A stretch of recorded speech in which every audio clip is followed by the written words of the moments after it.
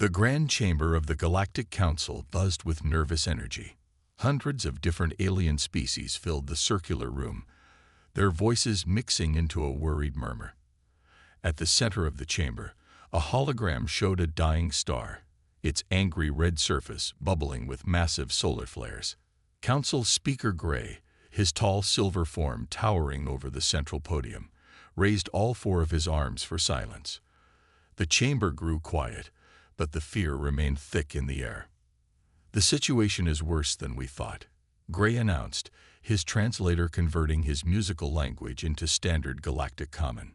"The archive world of first knowledge lies in the path of star Orcs 249's upcoming supernova. We have less than 2 standard weeks before the star's death destroys 12 million years of gathered wisdom." The crowd erupted. Representatives from 100 worlds shouted questions and suggestions. In the upper rings, the warrior races watched with their usual pride. The rock dwellers of Mars 9 flexed their stone-like muscles. The crystal warriors of the Diamond Belt clicked their sharp edges together. Gray activated a second hologram, showing a beautiful green and blue planet. Ancient silver spires rose from its surface, reaching toward the stars. "The archive world contains the combined knowledge of 17 extinct civilizations," he continued. "If we lose it, we lose their wisdom forever." From the warrior section, Thunderfist, champion of the Mars 9, stood up. His rocky form caught the light. "Then we will save it. My people are the strongest in the galaxy. We fear nothing." But when Gray displayed the radiation readings from the dying star, even Thunderfist sat down quietly. The numbers were far beyond lethal levels. The rescue mission would need to approach within 5 million kilometers of the star, Gray explained. "The radiation at that distance. Impossible," shouted a crystal warrior, their faceted body reflecting light across the chamber. "Even our hardiest ships would melt. This is not a matter of courage, it is certain death." One by one, the mighty races of the galaxy declared the mission impossible. The Void Runners, famous for flying through black hole horizons, shook their gaseous heads. The Steel Skin Empire, proud of never retreating from battle, stepped back. Even the energy beings, who normally laughed at physical dangers, remained silent. In the far corner of the chamber, in the section reserved for developing species, sat the human representative, Bill Wilson. He wasn't a warrior or a champion. He wore a simple blue suit and took notes on a tablet. Unlike the other representatives who boasted about their battle scars, Bill had insisted on wearing safety glasses during the chamber's light show ceremony the day before. "We cannot simply give up," Gray pleaded. "The archive world holds the cure for 37 different space plagues. It contains the secret to faster-than-light travel. The mathematics of gravity control. What about containment?" Bill's voice was quiet, but it carried across the chamber. The other representatives turned to stare at the human section, many with surprise, as if they'd forgotten Earth's people were even there. "What did you say?" Gray asked. Bill stood up, straightening his safety regulation compliant tie. "Has anyone studied how we might contain the radiation? Create safe corridors, calculate the minimum time needed for data transfer, design specialized shielding." He looked around the chamber. "Has anyone even run a basic simulation?" The warrior races laughed. Thunderfist's rocky chuckle sounded like falling boulders. Typical human, always hiding behind safety protocols, always demanding preparation. "This is not a time for cowardly planning," a crystal warrior shouted. "This is a time for brave action." Bill remained standing, his face calm. "My people have some experience with radiation shielding. We've been studying nuclear power since our primitive days. We've made every mistake possible and learned from them. We've learned that respect for danger isn't cowardice, it's wisdom." The laughter died down as Bill pulled up his own hologram, showing charts and diagrams. "We've been running simulations since this crisis was first reported. We have some ideas that might work. They're not glamorous or heroic, but they might save the archive world without killing the rescue crew." The chamber fell silent. Gray's forearms trembled slightly as he asked, "Your people would volunteer for this mission?" "With proper preparation, yes." Bill's voice remained steady. "We'll need 2 weeks to modify our ships and test our solutions. We'll need full access to all data about the star's condition. And we'll need everyone to stop laughing at safety protocols long enough to actually help." The mighty races of the galaxy stared at the simple human in his simple suit with his simple safety glasses. They had expected Earth to stay quiet in its corner. They had expected the famously cautious humans to hide from danger. They were wrong. Gray nodded slowly. "Tell us more about these simulations, Representative Wilson." And so humanity stepped up, not with warriors' pride or fearless boasts, but with careful plans and safety measures. The real work was about to begin.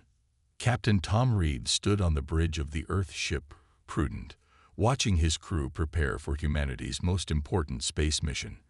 The ship's name had already become a joke among the alien races. They called it the fearful or the timid behind his back, but Tom didn't care. He'd rather have a living crew than a heroic epitaph.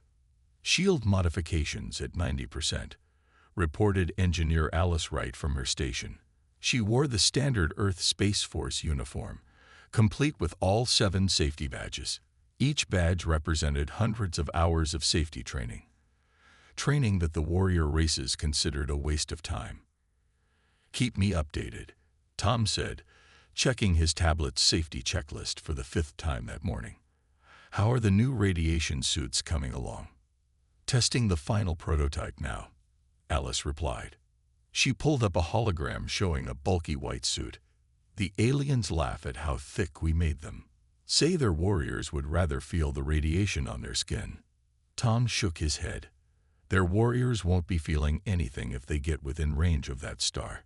The bridge crew worked quietly and efficiently, each following safety protocols that had been developed through centuries of human space exploration. Every procedure had been written in blood, learned from disasters, accidents, and close calls that had taught humanity the value of caution. A flash of light announced the arrival of an alien observer. The crystal warrior Sharp Edge materialized on the bridge, his crystalline body throwing rainbow patterns across the walls. He moved with proud, aggressive gestures, openly sneering at the human safety equipment. "Still preparing." Sharp Edge's translator made his voice sound like breaking glass. "Our warriors would have launched days ago. And they would have died days ago." First Officer Mike Jones replied calmly, not looking up from his safety checks. "We've run 50 simulations. Would you like to see the results?" Sharp Edge waved a crystal arm dismissively. "Simulations. Tests. Preparations. You humans always hide behind your computers and your data." Tom turned to face their alien observer. "Those computers and that data have kept us alive through 300 years of space exploration. We learned the hard way that space doesn't care about bravery. The vacuum doesn't respect warrior pride. Radiation doesn't fear battle cries." The crystal warrior moved closer, looming over Tom's station. "You speak like a coward." "I speak like someone who wants his crew to survive," Tom replied. He pulled up a hologram showing the dying star. "Look at these radiation levels. They're not an enemy you can fight. They're not a foe you can intimidate. They're just physics. And physics doesn't care how brave you are." The bridge fell silent as Sharp Edge studied the hologram. The star's surface boiled with plasma storms, each one capable of vaporizing an unshielded ship. The radiation readings were beyond anything in the Galactic Council's records. "Your thick shields will slow you down," Sharp Edge said, but his voice held less mockery now. "Your heavy suits will limit your movement. Your endless safety checks waste precious time." "Maybe," Tom agreed, "but we'll get the job done. And we'll come back alive." At that moment, Alice's console lit up with green indicators. "Captain, shield modifications are complete. All tests successful. Radiation suit final prototype passed all safety checks."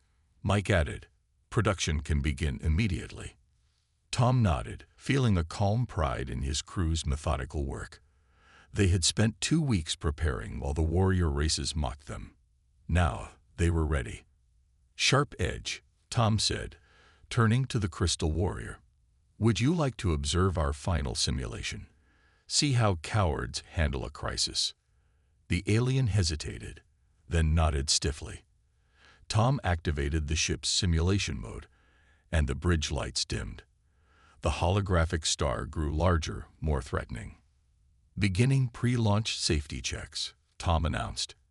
"Engineer Wright, shield status. Shields at full power, all backups ready, safety protocols engaged. First Officer Jones, crew status. All crew in safety positions, radiation suits sealed and triple-checked, emergency procedures reviewed." As the simulation progressed, even Sharp Edge fell silent, watching the humans work. There was no shouting, no battle cries, no heroic speeches, just careful, precise movements and constant attention to safety measures. It wasn't glorious or exciting, but it worked. And in 2 days, they would do it for real. The archive world was waiting, and the cowardly humans were ready to save it. The launch countdown had reached T-2 hours when the first major problem appeared. In the ship's main cargo hold, Engineer Alice Wright stared at her tablet in disbelief. The latest sensor readings from the dying star showed radiation levels had increased by 15% overnight. "Captain Reed," she called through the comm system. "We have a situation." The cargo hold's doors opened, and Tom Reed walked in, followed by their alien observer, Sharp Edge. The Crystal Warrior had stayed aboard, his initial mockery slowly turning to reluctant curiosity. "Show me," Tom said, his voice calm despite the concern in his eyes. Alice projected the data into the air. "The star's deteriorating faster than predicted. Our radiation suits were rated for the previous levels. But this," she pointed to the red glowing numbers. Sharp Edge's crystalline form sparkled as he laughed. "So, the great human planning fails. Now you must either give up or go forth without your precious safety measures." Tom ignored him, focusing on the data. "How long to modify the suits?" 4 hours minimum," Alice replied. "We'd need to add another layer of shielding, recalibrate all the sensors, and run new safety checks. The archive world will be destroyed by then." Sharp Edge declared, "You must launch now. Show some courage." Tom turned to the alien. "Would you send your warriors out with failing armor, with shields you knew wouldn't protect them?" "Our warriors would gladly sacrifice." "That's not what I asked," Tom interrupted. "Would you, as a commander, knowingly send them to die when you could protect them?" The Crystal Warrior fell silent. Tom tapped his comm unit. "First Officer Jones, delay the launch. Engineer Wright needs 4 hours for essential modifications." "Understood, Captain." Mike's voice came back. "I'll inform the Council." The next 4 hours were a blur of activity. Alice directed her engineering team with precise commands, modifying each suit with additional shielding. The cargo hold became a workshop, with crew members rushing back and forth, carrying tools and equipment. Sharp Edge watched it all, his crystal face unreadable. "You humans," he said finally, "you spend so much time preventing death that you barely have time to live." Tom, who was helping test the modified suits, looked up. "We spend so much time preventing death precisely because we want to live. Real courage isn't about being willing to die. It's about being determined to succeed." As the modifications continued, news arrived from the Council. Other alien races were questioning humanity's commitment. They called the delay a sign of weakness, of fear. Some suggested taking the mission away from the humans and giving it to a braver species. "Let them talk," Alice said as she calibrated another suit. "Words won't save the archive world. Actions will." 3 hours and 45 minutes later, Alice held up the last modified suit. "Done. All suits upgraded and safety checked. New radiation protection is 20% above the star's increased output." Tom nodded. "Run final checks on everything. We launch in 15 minutes." As the crew prepared for launch, Sharp Edge approached Tom. Your people are strange, Captain Reed. You treat space like an engineer's problem rather than a warrior's challenge. Space is an engineer's problem, Tom replied. It's physics and math, and careful planning. The moment you treat it like a battlefield is the moment you lose. The launch countdown resumed. The crew of the Prudent took their positions, each one protected by their upgraded suits. Their ship might be slower than alien vessels, their approach more cautious, but they were ready. All stations report, Tom called from the bridge. Engineering ready. All systems checked and double-checked. Alice reported. Navigation ready, safe approach route plotted with 3 backups. Mike added. Tom looked at their final checklist, now complete with the new modifications. Some would call it excessive caution. He called it doing the job right. Launch in 5 minutes, the computer announced. Sharp Edge stood at the back of the bridge, watching these strange humans with their endless precautions. For the first time, he wondered if perhaps there was something his warrior race could learn from them. The stars waited outside. Somewhere ahead, a dying sun threatened an ancient world of knowledge, and humanity's cowards were about to show the galaxy what real courage looked like. The dying star filled the Prudence view screen, its angry red surface churning with massive solar flares. They were now closer to the star than any ship had ever survived, and they still needed to get closer. Radiation shields holding at 87%. Engineer Alice Wright reported from her station. She watched her instruments through the thick faceplate of her modified radiation suit, all backup systems functioning normally. Captain Tom Reed nodded, his own suit creaking slightly as he moved. The bridge was unusually quiet. Even Sharp Edge, their crystal warrior observer, had stopped making comments about human cowardice. Show me the approach vector again, Tom ordered. First Officer Mike Jones brought up the holographic display. Their planned route looked like a curved dance around the star rather than a straight approach. The warrior races had mocked this path, saying a brave crew would fly straight in. Next solar flare predicted in 6 minutes, Mike reported. We'll be behind the magnetic shield by then.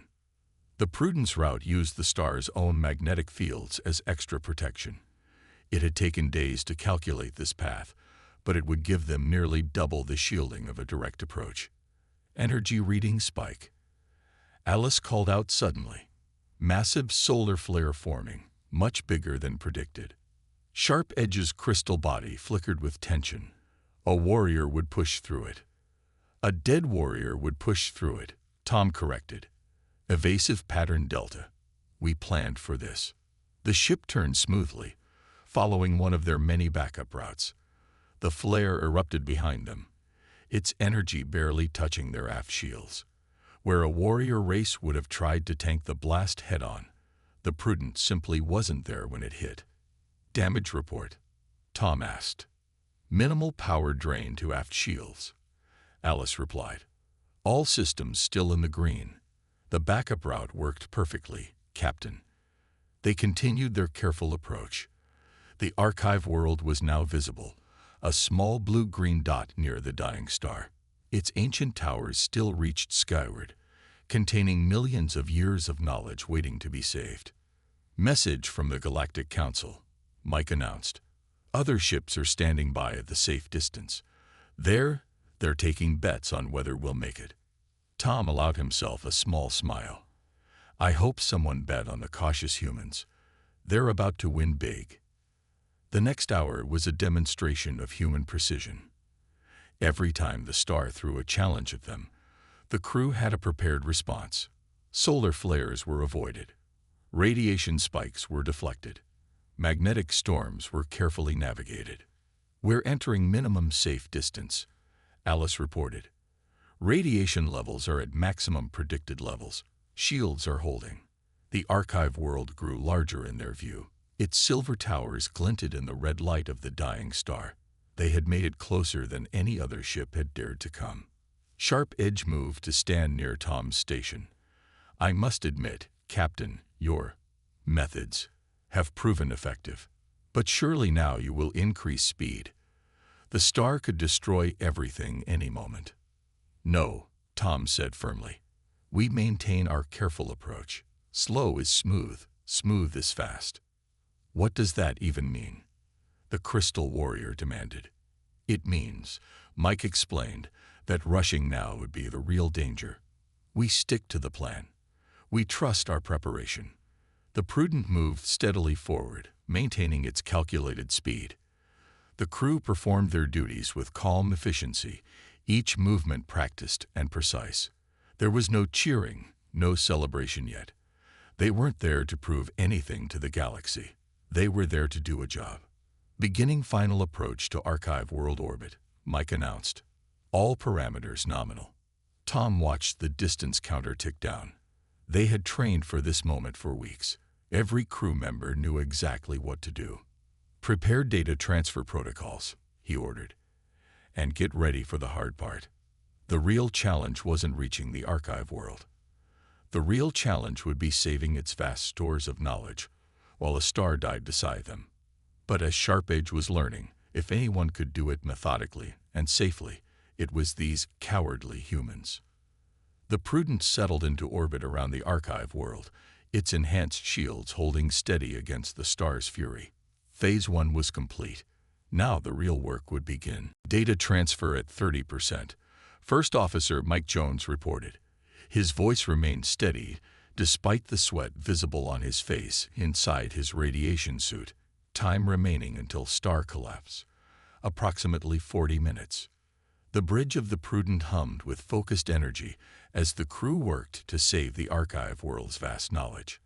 Outside their reinforced viewports, the dying star continued to swell, its surface now an angry mass of plasma storms. "New radiation spike incoming," Engineer Alice Wright warned. "Bigger than anything we've seen yet." Captain Tom Reed checked their shield status. They were still holding, but each spike took its toll. "Rotate shield frequency according to pattern 6, he ordered, "just like we practiced." Sharp Edge, who had been quietly observing, finally spoke up. "Your ship's power must be nearly drained. Even these oversized shields cannot hold forever." "That's why we brought backup generators," Tom replied, not taking his eyes off the readings. "And backups for the backups." Suddenly, multiple alarms blared across the bridge. Alice's hands flew over her controls, her eyes widening behind her faceplate. "Captain, the star, it's collapsing faster than predicted. New estimate gives us less than 15 minutes. The Crystal Warrior's form flickered with agitation. "Abandon the transfer. Save yourselves. Even my people would retreat now." But Tom remained in his chair, calm and focused. "Mike, bring up contingency plan red. Alice, prepare for emergency power redistribution." The crew moved with practiced precision, despite the crisis. They had drilled for this exact scenario a dozen times during their preparation weeks. What looked like chaos to Sharp Edge was actually a carefully choreographed emergency response. "Transferring all non-essential power to shields and data systems," Alice reported. "Initiating burst transfer protocols." Mike's fingers danced across his console, switching to compressed data streams, transfer rate increasing to maximum safe levels. Safe levels. Sharp Edge's crystal form vibrated with frustration. The star is about to explode. There are no safe levels now. Tom finally turned to face the alien observer. There are always safe levels. Panicking and throwing away our safety protocols now would guarantee failure. We stick to the plan. The star's light suddenly intensified, bathing the bridge in an ominous red glow. The ship's structure groaned under the increasing radiation pressure. Shield integrity at 60% and dropping. Alice called out. "Primary generator showing signs of stress." "Switch to backup generator," Tom ordered. "Begin emergency cooling procedures." "But the transfer," Sharp Edge started, "is proceeding exactly as planned," Tom finished. "We knew this might happen. Why do you think we installed 5 layers of backup systems?" The next 10 minutes were a testament to human preparation. As the star continued its premature collapse, the crew of the Prudent executed their emergency protocols with clockwork precision. Every time a system approached its limit, a backup was ready. Every time a new crisis emerged, a prepared solution was implemented. Data transfer at 85%, Mike reported, his voice tense but controlled. 7 minutes until calculated star collapse. Primary and secondary shields failing, Alice added. Switching to emergency shield configuration. The ship shuddered violently. Warning lights flashed across every console. In the viewport, the star's surface began to break apart. Sharp Edge moved to stand beside Tom's chair. I apologize, Captain Reed. I called your people cowards. But this is not cowardice. This is what we do, Tom said simply. We prepare for the worst, then we face it head-on. Not with bravado, but with readiness. He tapped his comm unit. All crews, begin final phase, just like we practiced. The Prudence engines hummed as emergency power rerouted through carefully planned pathways. The shield grid shifted into its final configuration, using the last of their backup systems. Data transfer at 92%. Mike announced, 5 minutes until star collapse. Tom watched his crew work, each member focused entirely on their tasks. They had planned for this. They had prepared for this. And now, with death literally breathing down their necks, their preparation would make the difference between failure and success. The final countdown had begun. 3 minutes until star collapse. First Officer Mike Jones announced. His voice remained professional, but his knuckles were white on his console. Data transfer at 95%. The bridge of the Prudent was now lit only by emergency lights and the dying star's hellish glow. Captain Tom Reed watched as his crew fought against time itself, each member following their emergency protocols to the letter. Final backup shield failing, Engineer Alice Wright reported. Her hands never stopped moving across her controls. Initiating last resort cooling measures. Sharp Edge stood silently at the back of the bridge, watching these humans face death with neither warrior's boasts nor panic, just steady, determined action. The Crystal Warrior had finally stopped suggesting reckless alternatives. All non-essential systems are shut down, Alice continued, rerouting every spare bit of power to shields and data transfer. The star outside was now barely recognizable as a star. Its surface churned with massive eruptions, its core visibly collapsing in on itself. The ship's sensors were screaming warnings about radiation levels that should have been instantly fatal. 2 minutes until collapse, Mike called out. Data transfer at 97%. Tom pressed a button on his chair. All crew, this is the captain. Prepare for emergency jump sequence. Remember your training. Jump sequence. Sharp Edge finally spoke. Your engines don't have enough power for a jump. Standard engines don't, Tom agreed. But we installed an emergency jump drive, powered by a separate reactor that we've kept in reserve exactly for this moment. The Crystal Warrior's form sparkled with surprise. You had a separate reactor, just sitting idle this whole time. Of course, Alice said, not looking up from her work. Rule 1 of human engineering. Always have one last card to play. The ship shuddered violently as another radiation wave hit them. Warning lights flashed on every console as systems approached their breaking points. But still, the crew worked on. 98%, Mike reported. 1 minute 30 seconds until collapse. Tom watched the progress bar crawl across his screen. They had calculated this down to the second during their preparation. They knew exactly how long the transfer would take, exactly how long their shields would last, exactly when they needed to jump. Final shield grid failing, Alice announced. Emergency cooling systems at maximum. The temperature on the bridge began to rise. Even through their radiation suits, the crew could feel the star's deadly heat. The ship's hull creaked under the immense pressure. 1 minute until collapse, Mike said. 99% complete. Sharp Edge moved to stand beside Tom's chair. Captain Reed. I understand now. Your people's caution. It is not fear. It is. It's respect, Tom finished. Respect for the dangers we face. respect for the lives we're responsible for, and respect for the job that needs to be done. Transfer complete, Mike shouted suddenly. All archive world data secured.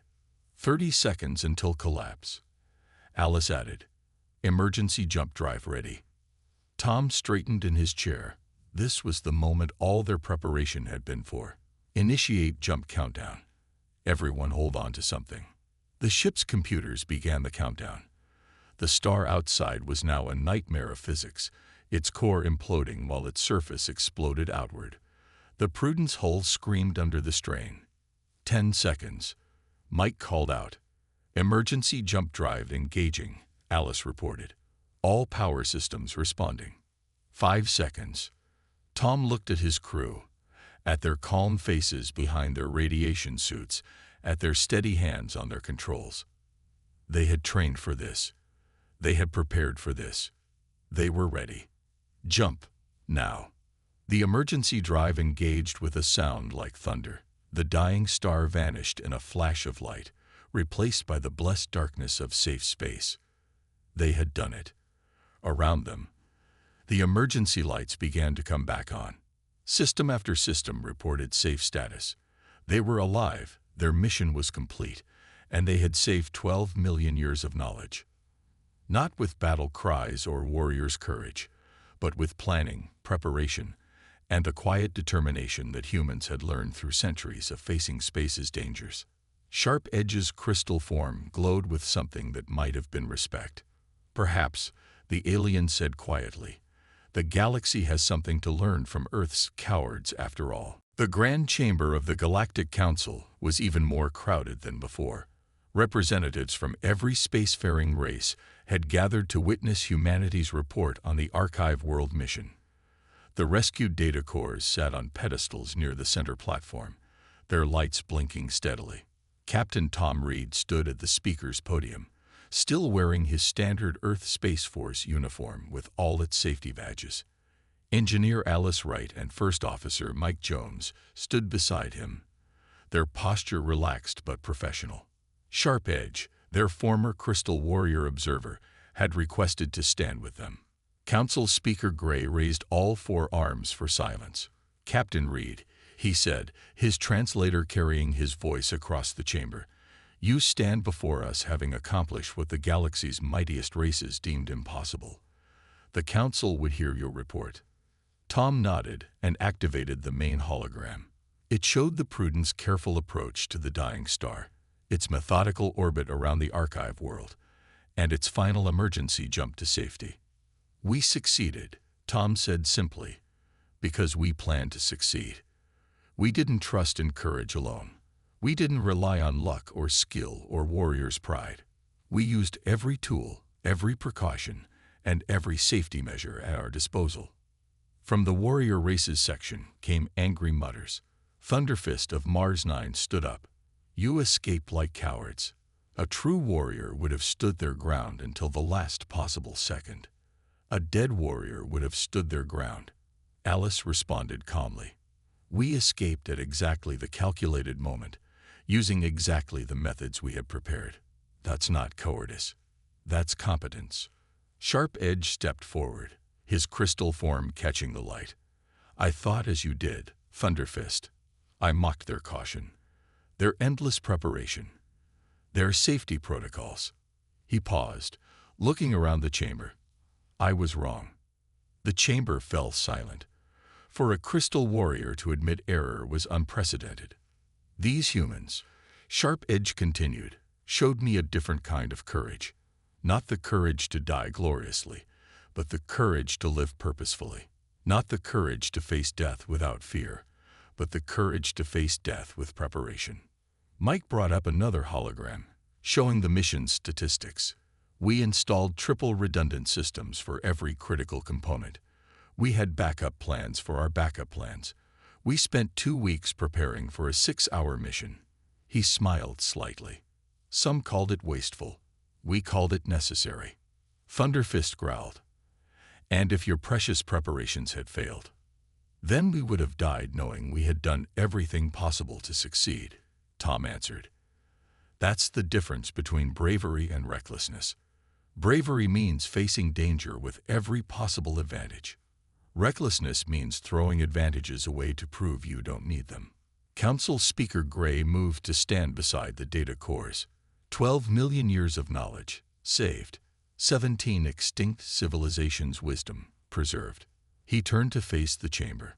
Perhaps it is time the galaxy learned from Earth's example. We're not special, Tom said quietly.